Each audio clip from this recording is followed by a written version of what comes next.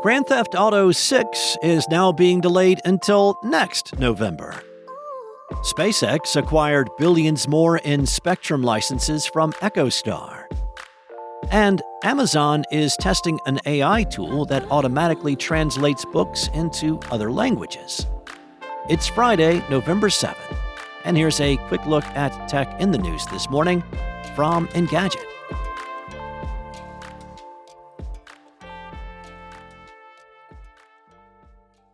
Well, GTA fans, you will have to wait a little bit longer to return to Vice City. Rockstar Games has announced that Grand Theft Auto 6 has been delayed once again to November 19th, 2026. The open-world game was previously delayed from its 2025 launch window to a May 2026 release earlier this year.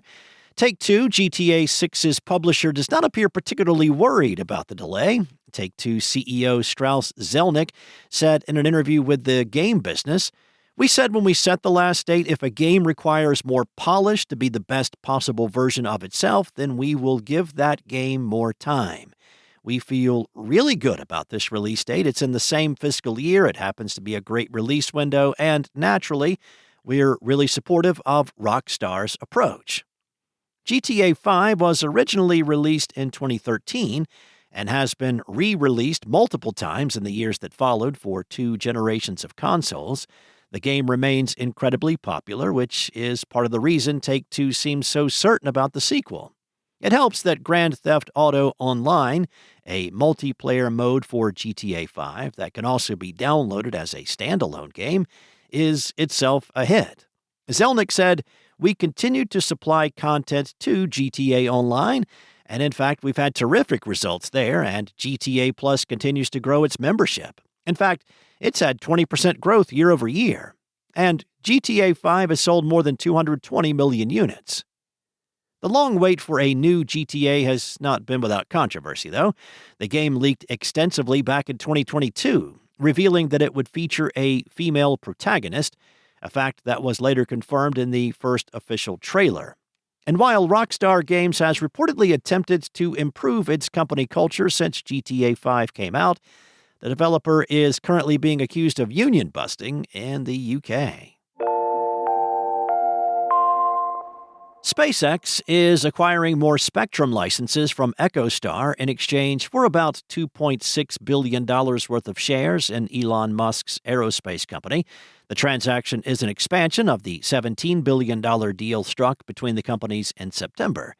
SpaceX had previously said it would use these licenses for its Starlink satellites as it works to build out the network's 5G connectivity. The AWS-3 spectrum licenses changing hands include frequencies used in the U.S. for commercial wireless services, such as mobile and satellite communications.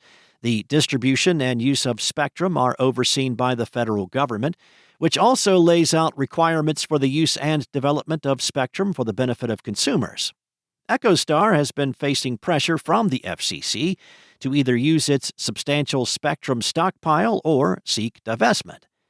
This deal encompasses all of EchoStar's remaining unpaired AWS-3 spectrum holdings. Earlier this year, the company sold $23 billion worth of licenses to AT&T, in addition to its deals with SpaceX. The FCC ended its investigation into EchoStar after those sales.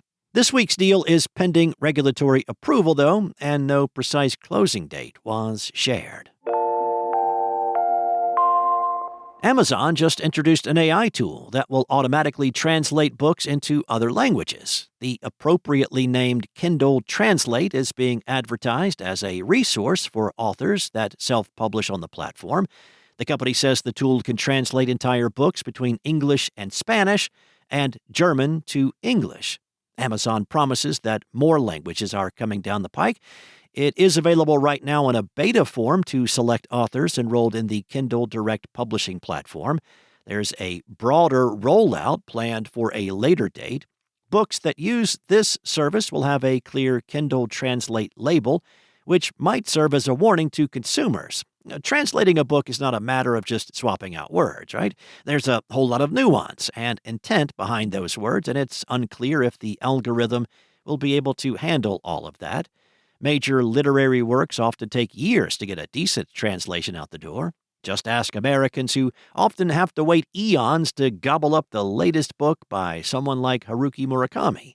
Now, this is a modern AI tool, so it is worth considering potential hallucinations. Nothing ruins a read more than a nonsensical chapter that was completely made up by a bot. Amazon does say that all translations are automatically evaluated for accuracy before publication. Authors can preview the content before publishing it, but they are unlikely to know the language it's being translated into. And we'll have to wait and see how this all shakes out. Thanks for listening. There's more to these stories and more tech news at Engadget.com. This episode featured journalism from Ian Carlos Campbell, Andre Revilla, and Lawrence Bonk, and was voiced and produced from the sound studios of Spoken Layer by me, Steve White. Enjoy your weekend. I'll be back on Monday with more tech news from Engadget.